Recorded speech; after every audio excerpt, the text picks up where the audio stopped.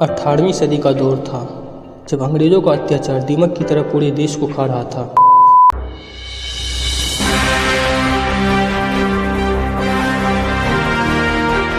सात समुंदर पार से व्यापार करने आए कुछ लोग पूरे देश में फैल चुके थे। अंग्रेजी हुकूमत भारत को एक नया इंग्लैंड बनाना चाहता था। देश में व्यापार को बढ़ाने के लिए रेलवे की पटरियां बिछाई जा रही थी और रेलवे की ऐसी ही एक पटरी लाहौर से कराची के बीच बिछाई जा रही थी। जब खुदाई के दौरान काम कर रहे मजदूरों को कुछ ऐसा मिला कि अंग्रेजी हुकूमत के पैरों से ज़मीन खिसक गई। ज़मीन के अंदर दफन हजारों साल पुराना शहर आखिर ज़मीन के अंदर इतना बड़ा शहर कहाँ से आया? आखिर किसने बनाया था ये शहर? ऐसे ही हजारों सवाल इस जिंदा दफन शहर को देखकर अंग्रेज़ों के मन में गूंज रहे थे। अब तक अंग्रेज, फ्रेंच और जर्मन स्कॉलर्स मिस्र और मेसोपोटामिया की सभ्यता को ही दुनिया का इतिहास मानते थे, पर मिस्र और मेसोपोटामिया से हजारों किलोमीटर दूर भारत की धरती पर यह शहर एक अलग ही कहानी सुना रहा था। मिस्र और मेसोपोटामिया में भी ऐसे घर नहीं थे जैसे शानदार घर इस खुदाई से निकले थे। खोज आगे बढ़ी तो ऐसे ही और शहर खुदाई से मिलने लगे। लेकिन एक बात जो सब शहरों में आम था वो ये कि सभी सिंधु नदी के किनारे स्थित थे। इसीलिए इसे नाम दिया गया इंडस वैली सिविलाइजेशन यानी सिंधु घाटी सभ्यता।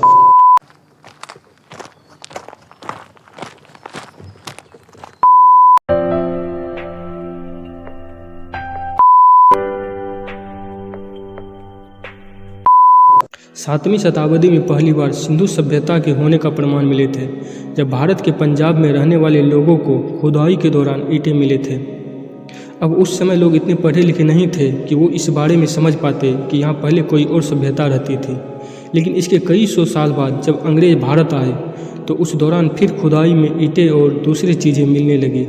इससे पहले अंग्रेज और फ्रेंच के आर्कियोलॉजिस्ट मेसोपोटामिया सभ्यता की खोज कर चुके थे। इसीलिए ईंटों के मिलने पर वो समझ गए थे कि यहाँ पर भी कोई प्राचीन सभ्यता थी।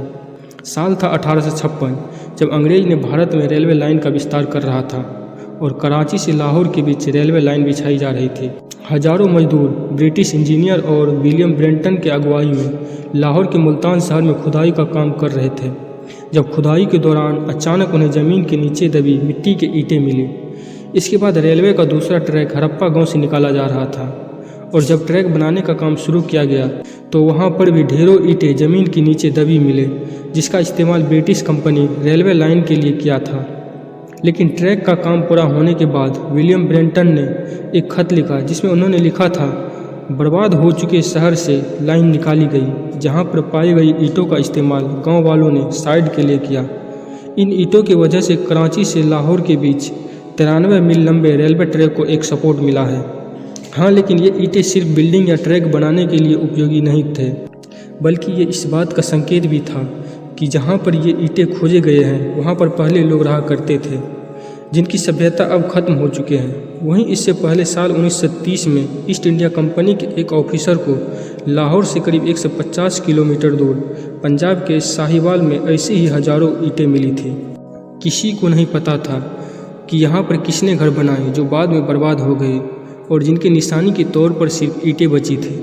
दरअसल उस समय तक ये माना जाता था कि प्राचीन भारतीय सभ्यता के जन्मदाता आर्य थे जो खुद बाहरी थे और 1200 ईस्वी पूर्व भारत आए थे और यहाँ आने के बाद गंगा के किनारे प्राचीन भारतीय सभ्यता की शुरुआत की जो पंजाब से कई किलोमीटर दूर था। हालांकि आर्यन इन्वेंजन की ये थ्योरी बाद में झूठी साबित हुई।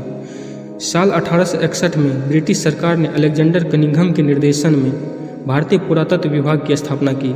जब कनिंघम रिसर्च के लिए हड़प्पा पहुंचे तो वहां एक सील मिली जिसके बारे में उन्होंने 1872 में एक रिसर्च पब्लिश की जिसमें उन्होंने हड़प्पा में मिली खोज के उम्र 400 ईस्वी पूर्व बताई, जो बाद में रिसर्च में गलत साबित हुआ। साल 1912 में एक और ब्रिटिश आर्कियोलॉजिस्ट जॉन फैथफुल ने भी हड़प्पा साइट को विजिट किया और उन्होंने अपने रिसर्च में बताया ये ईंट और सील 400 ईस्वी पूर्व से कहीं ज़्यादा पुरानी है। कनिंघम के बाद 20वीं शताब्दी में जॉन मार्शल को भारतीय पुरातात्विक विभाग का महानिदेशक बनाया गया, जिन्होंने साल 1921 में हड़प्पा साइट पर रिसर्च के लिए एक खोज यात्रा का आयोजन किया। इस खोज यात्रा को भारतीय पुरातत्व यानी आर्कियोलॉजिस्ट राय बहादुर दयाराम साहनी लीड कर रहे थे। आज पाकिस्तान में स्थित हड़प्पा उस समय ब्रिटिश भारत का हिस्सा था। इसी जगह पर खुदाई के दौरान दयाराम साहनी और उनके टीमों को प्राचीन चीज़ें मिली, जिन पर रिसर्च करने के बाद पता चला कि यहाँ पर बसी सभ्यता 2600 से 1900 ईस्वी पूर्व की है। और क्योंकि इस खोज हड़प्पा गांव में हुई थी, इसीलिए इसे हड़प्पा सभ्यता कहा जाने लगा। हड़प्पा के बाद मोहनजोदड़ो में भी प्राचीन सभ्यता की अवशेष मिले, जिसके खोजकर्ता राखालदास बनर्जी थे। ये खोज भी एक जैसे थे, इसीलिए ये साबित हो गया कि ये सारे शहर एक ही सभ्यता के हिस्से थे और भारत में कोई प्राचीन सभ्यता हुआ करती थी। और क्योंकि खोज में मिले अवशेष सिंधु नदी के किनारे बसे शहरों में थे, इसीलिए इसे सिंधु घाटी सभ्यता नाम दिया गया। जिसके बाद से अब तक दक्षिण एशिया में सिंधु घाटी सभ्यता के 1400 से ज़्यादा केंद्रों को खोजा जा चुका है, जिसमें से 925 केंद्र भारत में ही है, जिसका मतलब है कि सिंधु घाटी का केंद्र भारत ही था। सिंधु घाटी सभ्यता का विस्तार शुरुआत में त्रिभुजाकार था, जो उत्तर में जम्मू के मांडा से लेकर दक्षिण में गुजरात के भोक्तरार तक और पश्चिम में अफगानिस्तान के सुतका गंडौर से और पूर्व में उत्तर प्रदेश के मेरठ तक था, और इसका टोटल क्षेत्रफल 20 लाख वर्ग किलोमीटर था। सिंधु सभ्यता को लेकर ये अनुमान लगाया जाता है कि ये सभ्यता मातृसत्तात्मक थी, क्योंकि स्त्री की मूर्तियाँ बहुत अधिक मात्रा में मिली। इतिहासकारों के मुताबिक इस सभ्यता के लोगों के लिए कुबड़ वाले सांड सबसे महत्वपूर्ण थे। सिंधु घाटी सभ्यता की नगरीय योजना प्रणाली को देखकर दुनिया भर के रिसर्चर और आर्कियोलॉजिस्ट हैरान थे। सिंधु सभ्यता के सबसे अहम शहर मोहनजोदड़ो और हड़प्पा के नगरों में अपने अपने दुर्ग थे, जो नगर से कुछ ऊंचाई पर स्थित थे। वहीं इस सभ्यता के दौरान बनी सड़कें बहुत ज़्यादा यूनिक थी। ये सड़कें मिट्टी की बनी हुई थी। मकान सड़क के किनारे होते थे, लेकिन उसका दरवाज़ा सड़क के ओर नहीं बल्कि गली के ओर होते थे। इसके गली मोटी ईंटों की बनी हुई थी। सिंधु घाटी सभ्यता का हर शहर बहुत ही बेहतरीन तरीके से व्यवस्थित था। उस समय हर घर के अंदर कुआं होता था। इसके अलावा पानी को बाहर निकालने के लिए पक्की नालियाँ भी मिली है, जो आगे जाकर बड़ी नालियों में जाकर मिल जाती थी। सिंधु घाटी सभ्यता के लोग इतने विकसित थे कि हर घर में नहाने के लिए स्नानघर मौजूद था।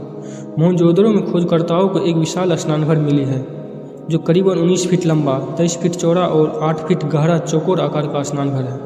एक रिसर्च के मुताबिक पहली बार कपास की खेती सिंधु सभ्यता में की गई थी। तो दोस्तों, ये थी सिंधु घाटी सभ्यता की विशेषता। अब हम बात करते हैं कि इतनी विकसित सभ्यता का अंत कैसे हो गया। 22 ईस्वी पूर्व मेसोपोटामिया में जलवायु परिवर्तन होना शुरू हो गया था। माना जाता है कि इस जलवायु परिवर्तन का असर सिर्फ मेसोपोटामिया पर नहीं, बल्कि मिस्र, सिंधु और दुनिया के दूसरों कोनों पर भी पड़ा था। इस परिवर्तन का असर उस समय 300 सालों तक रहा था। रिसर्चर का मानना है कि जलवायु परिवर्तन का कारण उत्तरी अटलांटिक के तापमान में आया बदलाव था। इस जलवायु परिवर्तन के कारण मिस्र का 500 साल पुराना साम्राज्य तबाह हो गया था। और क्योंकि मेसोपोटामिया, मिस्र और सिंधु व्यापारियों का एक बड़ा पार्टनर था, इसीलिए इन सभ्यता के खत्म होने का असर सिंधु घाटी सभ्यता पर भी पड़ा। अब सिंधु घाटी के लोगों के पास आयात और निर्यात के सोर्स खत्म हो गए थे। वही व्यापार खत्म होने के अलावा सिंधु नदी के बहाव में बदलाव ने भी इनके शहरों का अंत का कारण बना। अधिकांश विद्वानों के अनुसार सिंधु सभ्यता का अंत बाढ़ के प्रकोप से ही हुआ, चूँकि ये सभ्यता सिंधु नदी के किनारे ही विकसित हुआ था।